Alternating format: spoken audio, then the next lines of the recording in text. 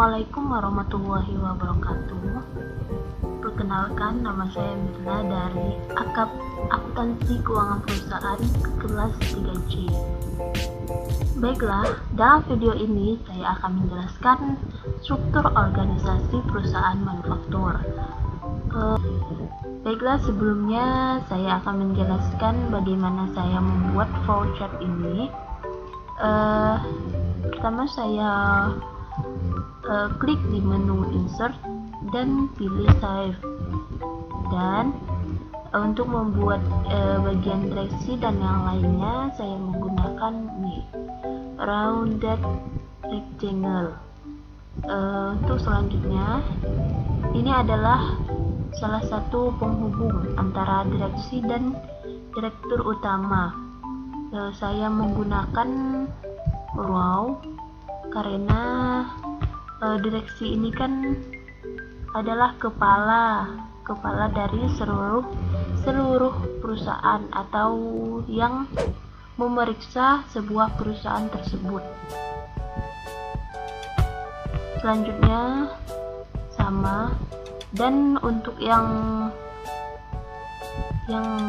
penghubung antara direktur utama sampai direktur itu saya menggunakan line yang ini. Baiklah, langsung saja kita ke baiklah, di sini saya sudah membuat struktur organisasi di perusahaan manufaktur yang terdiri dari direksi membawahi direktur utama.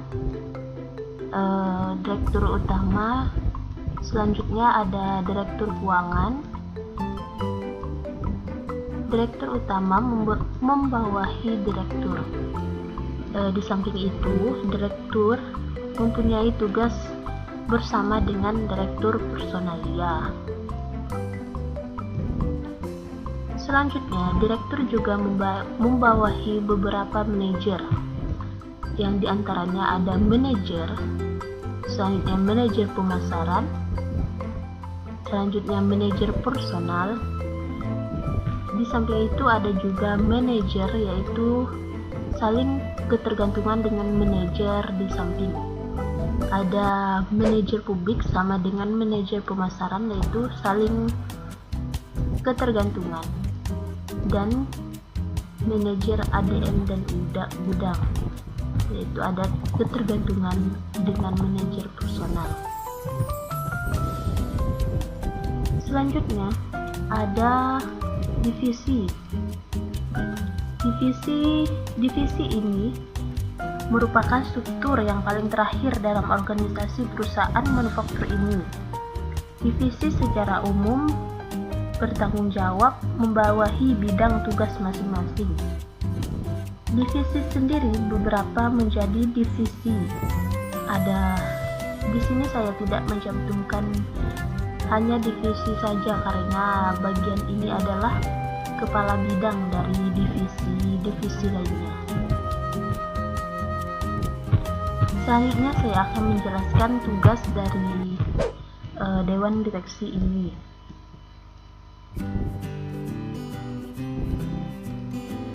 Pada umumnya, dewan direksi ini terdiri dari satu orang direktur utama, tapi 3 direktur utama juga membawahi 6 direktur. Tugas dari dewan direksi ini adalah sebagai pemimpin umum dalam pengelolaan sebuah perusahaan yang menentukan arah usaha dan visi misi perusahaan. Yang kedua, menduduki kekuasaan dan memegang kendali secara penuh, secara bertanggung jawab serta menyeluruh akan pengembangan perusahaan. Yang ketiga, memutuskan setiap kebijakan yang dilakukan perusahaan termasuk penjadwalan aktivitas dan proses kegiatan perusahaan. Tanggung jawab dari dewan direksi ini, secara umum tanggung jawab perusahaan adalah mengelola perseroan sesuai dengan anggaran dasar. Baiklah, untuk selanjutnya ada direktur utama. tugas dan tanggung jawab dari direktur utama yaitu melaksanakan semua tugas yang diberikan oleh Dewan Direksi untuk dipertanggungjawabkan kepada Dewan Direksi. Yang kedua, memimpin seluruh dewan maupun komite eksekutif secara memimpin rapat umum. Yang ketiga, mengkoordinasi dan melakukan pengendalian dalam sebuah bentuk kegiatan di bidang administrasi, keuangan, kepegawaian, dan kesekretariatan. Selanjutnya, melaksanakan semua tugas dan tanggung jawab dari direktur perusahaan sesuai dengan aturan hukum dan standar etika.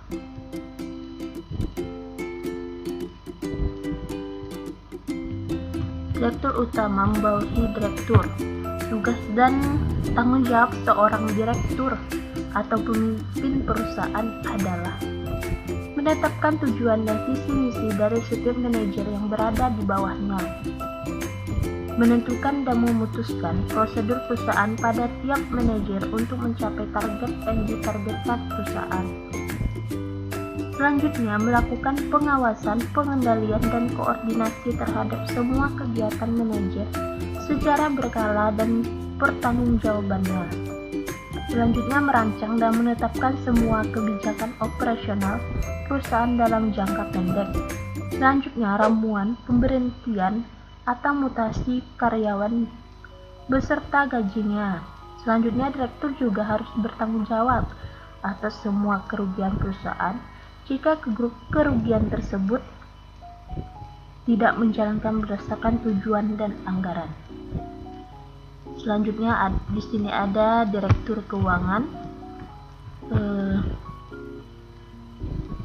Direktur keuangan di sini yaitu mengawasi dan mengontrol operasional keuangan, serta bertanggung jawab atas semua urusan finansial perusahaan. Selanjutnya, di samping direktur ini ada direktur personalia.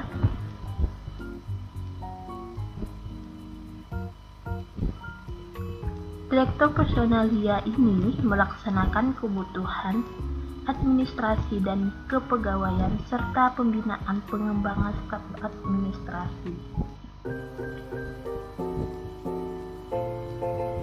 Baiklah, yang selanjutnya yaitu tugas dan tanggung jawab seorang manajer. Tugas dan tanggung jawab seorang manajer yaitu mengatur, mengawasi, dan mengontrol bidang-bidang manajerial yang berada di bawahnya. Selanjutnya ada tugas lain dari seorang manajer yaitu melakukan pengarahan yang meliputi pengambilan keputusan, kebijakan, pengawasan, dan lain-lain.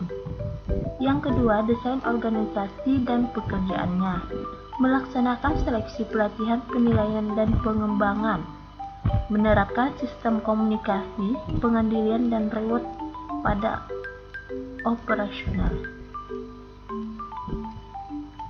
Selanjutnya dari manajer pemasaran.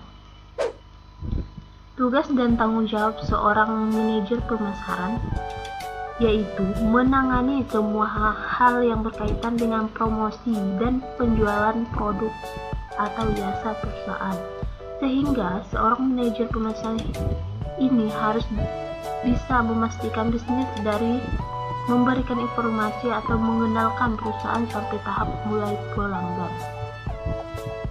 Selanjutnya di sini ada manajer personal, yaitu tugas dan tanggung jawabnya yaitu pengorganisasian, program, perencanaan, serta pengendalian per unit personal. Selanjutnya, menindaklanjuti seluruh proses administrasi pada semua kegiatan personal.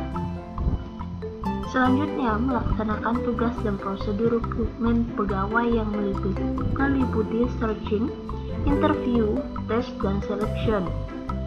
Selanjutnya, manajemen remunerasi yaitu terkait dengan struktur dan skala gaji, insentif, dan lembur. mengenai seluruh perizinan dan sistem pelayanan pegawai dan karyawan lainnya.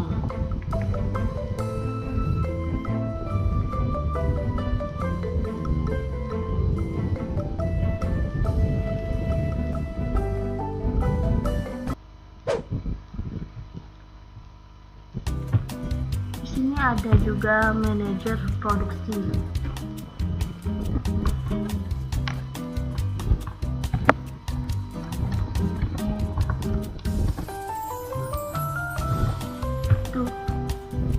Selanjutnya yaitu manajer produksi atau manajer ADM atau gudang. Di sini manajer ADM atau gudang berperan untuk bertanggung jawab atas semua kegiatan di divisi produksi, pembelian dan gudang.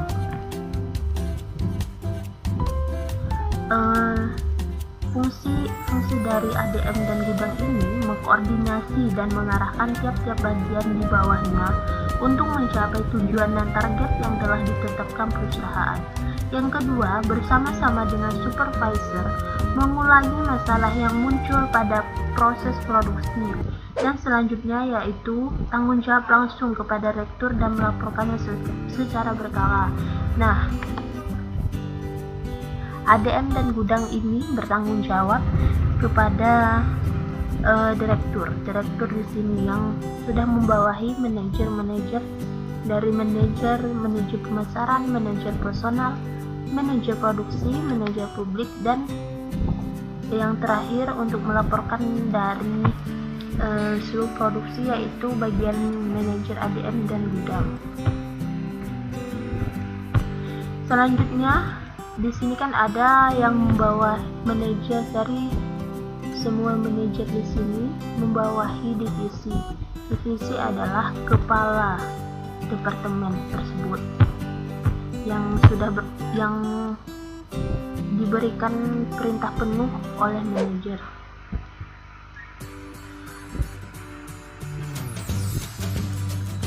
Divisi di sini secara umum bertanggung jawab membawahi bidang tugas masing-masing.